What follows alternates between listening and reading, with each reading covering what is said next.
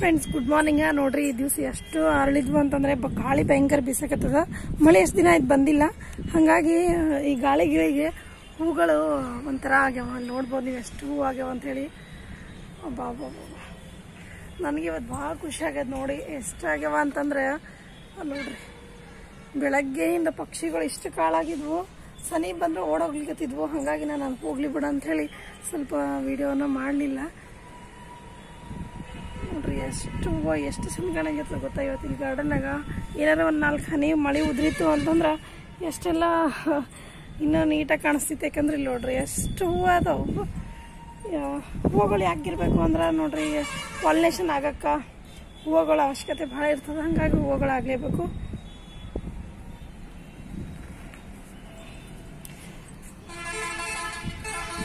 ಈ ಕಡೆ ಅಷ್ಟೇ, ಈ ಗಿಡದಲ್ಲೂ ನೋಡ್ರಿ ಎಷ್ಟು ಹೂಗಳು ಫುಲ್ಲು ಮುತ್ಕೊಂಡಿದಾವ ಅಂದ್ರೆ ಬೇಡ.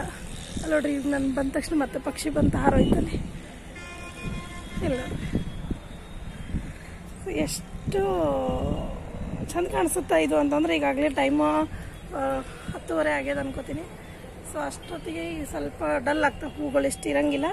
ಸೊ ಆ್ಯಕ್ಚುಲಿ ಇವತ್ತಿನ ವಿಡಿಯೋ ಏನದ ಅಂದ್ರೆ ಫ್ರೆಂಡ್ಸ್, ನಾನು ಎಷ್ಟು ಗಿಡಗಳನ್ನೆಲ್ಲ ತೊಗೊಂಬಂದಿದ್ದೆ ಆಲ್ಮೋಸ್ಟ್ ರಿಪೋರ್ಟಿಂಗ್ ಆಗ್ಯಾವ.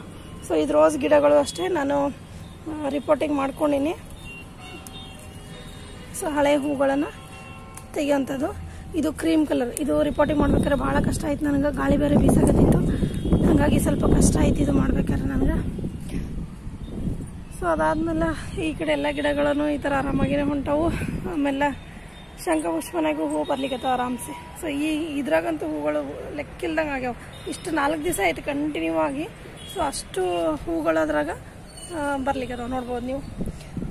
ಸೊ ಇದು ಗಿಡ ಸೆಟ್ ಆಗ್ಯದ ಅನ್ಕೊಲಿಕತ್ತೀನಿ ಇಲ್ಲೇ. ಇನ್ನು ಏನಿತ್ತು ಅಂತಂದರೆ ಎಲ್ಲ ಗಿಡಗಳು ನೋಡ್ರಿ, ಈ ಬಳ್ಳಿ ಎಲ್ಲ ಗಿಡಗಳನ್ನ ನಾನು ಹಾಕ್ಕೊಂಡಿದ್ದೀನಿ. ಎಲ್ಲ ಗಿಡಗಳನ್ನ 20 ಲೀಟ್ರ್ ಬಾಟಲ್ನಾಗ ಹಾಕ್ಕೊಂಡಿನಿ. ಸೊ ಇದು ನಾನು ಹಾಕೋಬೇಕಾದ್ರೆ ಸ್ವಲ್ಪ ಗಾಳಿ ಜೋರಾಗಿತ್ತು, ಹಂಗಾಗಿ ನಂಗೆ ವೀಡಿಯೋ ಮಾಡೋಕ್ಕಾಗಲಿಲ್ಲ. ಒಬ್ಬಳೇ ಇದೆ, ಟ್ರೈಪಡಿ ಹಾಕಿದ್ರು ನಿಂದ್ರವಲ್ದಾಗಿತ್ತು, ಹಂಗಾಗಿ ನಾನು ವೀಡಿಯೋ ಮಾಡೋಕ್ಕಾಗಿಲ್ಲ. ಬಟ್ ಎಲ್ಲ ಮಣ್ಣಾಗೂ ನಾನು ಈ ಸತಿ ಒಣಗಿದ ಎಲೆ ಮತ್ತು ಕುರಿ ಗೊಬ್ಬರನ ಮಿಕ್ಸ್ ಮಾಡಿದ್ದೀನಿ. ಸ್ವಲ್ಪ ವರ್ಮಿ ಕಂಪೋಸ್ಟು ಹಾಕ್ಕೊಂಡಿನಿ. ಹಾಗಾಗಿ ಇವೆಲ್ಲನೂ ಕೂಡ ಸ್ವಲ್ಪ ಉದುರಿದ್ರು. ಇನ್ನೂ ಮಣ್ಣು ಒಳಗೆ ಹೋಗುತ್ತೆ ಅನ್ಕೋತೀನಿ ನಾನೆಲ್ಲ. ನೋಡ್ಬೋದು ನೀವು, ಇದು ಹಚ್ಚಿ 2 ದಿನ ಆಯ್ತು ಆಗಲೇ. ಆವಾಗ ಸ್ವಲ್ಪ ಇನ್ನೂ ಮಣ್ಣು ಒಳಗೆ ಹೊಂಟದ ನೋಡ್ರಿ.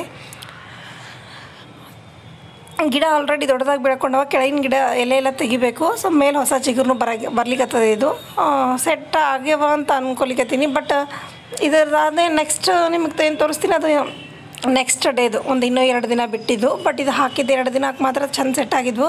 ಒಳ್ಳೆ ಮಣ್ಣಿನ ಒಂದು ಮಿಶ್ರಣವನ್ನು ಮಾಡಿ ಹಾಕಿನಿ. ತೆಂಗಿನ ನಾರನ್ನು ಕೆಳಗಡೆ ಇಟ್ಕೊಂಡಿನಿ.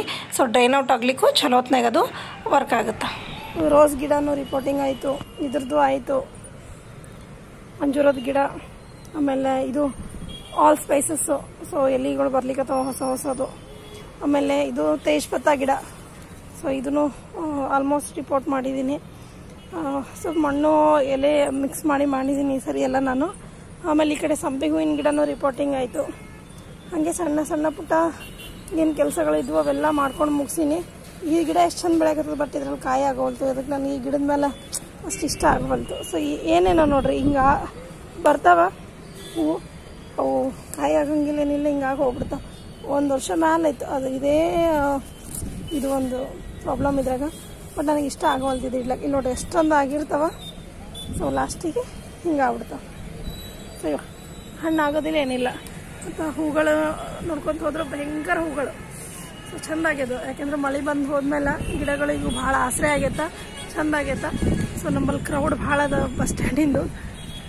ಎಲ್ಲದರದಲ್ಲೂ ಹೂಗಳಂತೂ ಕೇಳಂಗಿಲ್ಲ, ಅಷ್ಟು ಚೆಂದಾಗಿ ಹೂಗಳು ಬರ್ಲಿಕ್ಕತ್ತವೆ ಎಲ್ಲದರಲ್ಲೂ. ಸೊ ಇದಕ್ಕಂತೂ ಹೂಗಳು ಚೆಂದಾಗಿ ಲೈಟ್ ಯೆಲ್ಲೋ ಕಲರ್ ಇದು ಕಣಗಿಲದಾಗ. ಇದ್ರಾಗಂತೂ ಮೊಗ್ಗಿ ಎಲ್ಲನೂ ಚೆನ್ನಾಗದವ. ಇದು ಕಟಿಂಗ್ ಮಾಡಿದ್ನಲ್ಲ, ಸೊ ಇವಾಗ ಚಿಗುರಿ ನೋಡೋಕೆ ಮಗ್ಗಿ ಬರ್ತಾವೇನಂತ. ಎಲ್ಲದರಲ್ಲೂ ಅಷ್ಟೇ, ಇದ್ರನ್ನಾಗೂ ಮಗ್ಗಿ ಬರೋಕ್ಕೆ ಸ್ಟಾರ್ಟ್ ಆಗ್ಯಾವ ಈಗ, ಅದ್ರಾಗೂ ಆಗ್ಲಿಕ್ಕತ್ತವ. ಸೊ ಇದು ರಿಪೋರ್ಟಿಂಗ್ ಮಾಡಿದ್ನಲ್ಲ, ಇದು ವೈಟ್ ಕಲರ್ ಅದ ವೈಟ್. ಸೊ ಇವೆಲ್ಲ ಸೆಟ್ ಆಗ್ಲಿಕ್ಕತ್ತವ ಸಣ್ಣದಾಗಿ. ಸೊ ಗಾಳಿ ಬೀಸಕತ್ತವ. ಸ್ವಲ್ಪ ಮಳೆ ಅಂತ ಏನೇನೂ ಇಲ್ಲ, ಮಳೆ ವಾರ ಮೇಲೆ ಆಯಿತು, ಮಳೆನೇ ಬರವಲ್ತು. ಸೊ ಸ್ವಲ್ಪ ಪ್ರಾಬ್ಲಮ್ ಅಂತೂ ಆಗ್ಲಿಕ್ಕತ್ತದ. ಸೊ ಅದಾದ್ಮೇಲೆ ನಿಮ್ಗೆ ಅಲ್ಲಿಂದ ಇಷ್ಟು ತೋರಿಸ್ತೀನಿ ಹೂಗಳು. ಆಮೇಲೆ ಇದ್ರಾಗಂತೂ ನೋಡ್ರಿ ಎಷ್ಟು ಹೂಗಳು ಬಂದವ ಅಂಥೇಳಿ. ಸೊ ಆಮೇಲೆ ಇದು ವೈಟ್ ಕಲರ್, ಇದ್ರದ್ದು ಜಾಗ ಚೇಂಜ್ ಮಾಡೀನಿ. ಯಾಕಂದ್ರೆ ಇದು ಇಷ್ಟು ಹೂವು ಬರ್ಲಿಕ್ಕೆ ಹೈಲೈಟ್ ಆಗವಲ್ತಾಗಿತ್ತು, ಅದಕ್ಕೆ ಹೈಲೈಟ್ ಮಾಡೋ ಸಲುವಾಗನೇ ಇದನ್ನ ಇದು ತೊಗೊಂಬನ್ನಿ.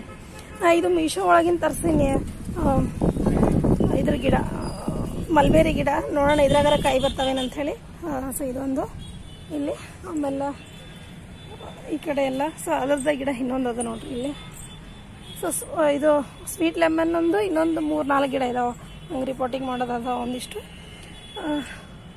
ಇನ್ನು ಅದು ಬಿಟ್ಟರೆ ಎಲ್ಲ ಕಡೆ ಹೂವಿಗೇನು ಕಡಿಮೆ ಇಲ್ಲ. ಸೊ ಚಂದ ಹೂವು ಬರ್ಲಿಕ್ಕತ್ತಾವ, ಗಿಡಗಳು ಸೆಟ್ ಆಗ್ಯಾವ ಈ ಸರಿ ಅಂತೂ. ಭಾಳ ಚಂದನೆ ಎಲ್ಲದ್ರದಲ್ಲೂ ಹೂವು ಬರ್ಲಿಕ್ಕತ್ತಾವ ನೋಡ್ರಿ ನೀವು. ಖುಷಿ ಅಂತೂ ಭಾಳ ಆಗ್ಯದ, ಭಯಂಕರ ಖುಷಿ ಅಂತೂ ಆಗೈತೆ ನನಗೆ. ಸೊ ನೋಡಿ ಮೆಕ್ಸಿಕನ್ ಪೆಟ್ರೋನಿಯಾ ಹೂವು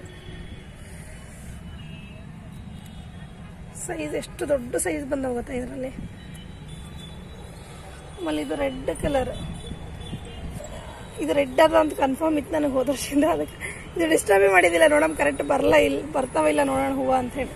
ಸೊ ಅದ್ರದಾಗಿನ ಜಸ್ಟ್ ಕಟ್ಟಿಂಗ್ ತೊಗೊಂಡು ಇದ್ರಾಗ ಬೇರೆದಾಗ ಹಾಕೊಂಡು ಹೊರತು ನಾನು ಅದಕ್ಕೇನು ಮಾಡೋಕ್ಕೆ ಹೋಗಿಲ್ಲ. ಸೊ ಈ ಕಡೆ ಎಲ್ಲ ಹೂಗಳು ಮಿಕ್ಸ್ ಕಲರ್ಸು, ಅದು ಯಾವ ಕಲರ್ ಅಂತ ಗೊತ್ತಿಲ್ಲ ನನಗೂ, ಹಂಗೆ ಕಲರ್ ಆಗ್ತಿರ್ತಾವೆ ಹಾಗೆ. ಆಮೇಲೆ ಇಲ್ಲಿ ಸ್ವಲ್ಪ ಕೂಡೋಕೆ ನಿಂದ್ರಾಗ ಸಿಟ್ಟಿಂಗ್ ಇಲ್ಲಿ ಮಾಡ್ಕೊಂಡಿನಿ. ಆ ಕಡೆದೆಲ್ಲ ನಾನು ತೆಗ್ದುಕೊಂಡಿನಿ, ಯಾಕಂದರೆ ದೊಡ್ಡ ದೊಡ್ಡ ಪ್ಲಾಂಟರ್ಸ್ ಎಲ್ಲ ಇಟ್ಕೋಬೇಕಿತ್ತಲ್ಲ ಹಾಗಾಗಿ. ಸೊ ಈ ಒಂದಿಷ್ಟು ಅಲ್ಲಿ ಇಲ್ಲಿ ಇಟ್ಕೊಂಡಿನಿ. ಇದ್ರಾಗೇನು ಹೂವು ಬರ್ತಾವ ಅಂತ ವೆಯ್ಟ್ ಮಾಡತ್ತೀನಿ, ಇದ್ರಾಗೇನೋ ಬರವಲ್ಲ ಹೂವು. ಸೊ ಇನ್ನೇನು ಇದ್ರಾಗ ಒಂದು ಸ್ವಲ್ಪ ಹೂವು ಬಂದರೆ ಕಾಯಿಗಳು ನೋಡ್ಕೋಬೋದು. ಇವೆಲ್ಲ ರೆಡ್ ಗಾಂಫೇರ್ನ ಗಿಡಗಳು ನೋಡ್ರಿ. ಸೊ ಇವು ಹಣ್ಣುಗಳು ನಾನು ಇನ್ನೂ ತೆಗ್ದಿಲ್ಲ, ಸೈಜು ಮತ್ತು ಇನ್ನೂ ಸ್ವಲ್ಪ ಸೈಜು ಆಗತ್ತವ. ಆಮೇಲೆ ಕಲರ್ ಬರಬೇಕಲ್ಲ ಅದನ್ನು, ಹಾಗಾಗಿ. ಮತ್ತು ಈ ಕಡೆ ಹಾಕಿದ ಗಿಡಗಳು ಅಷ್ಟೇ ಸೆಟ್ ಆಗ್ಲಿಕ್ಕತ್ತವ ಸ್ವಲ್ಪ ಸ್ವಲ್ಪ. ನನಗೆ ಇನ್ನೂ ಪಾಟ್ ಬೇಕಾಗಿತ್ತು, ಹಾಗಾಗಿ ಈ ಅಡೆನಿಯಮ್ ಗಿಡಗಳನ್ನೆಲ್ಲ ತೆಗ್ದು ನಾನು ಇದನ್ನೆಲ್ಲ ಒಂದ್ರಾಗ ಹಾಕೋಬೇಕು. ನಾನು ಹಾಕ್ಕೊಂಡ್ರೆ ಚೆಂದ ಆಗುತ್ತೆ ಎಲ್ಲ ಕಡೆ. ತೊಂಡೆ ಗಿಡ. ಸೊ ಓಕೆ ಫ್ರೆಂಡ್ಸ್, ಬಾಯ್.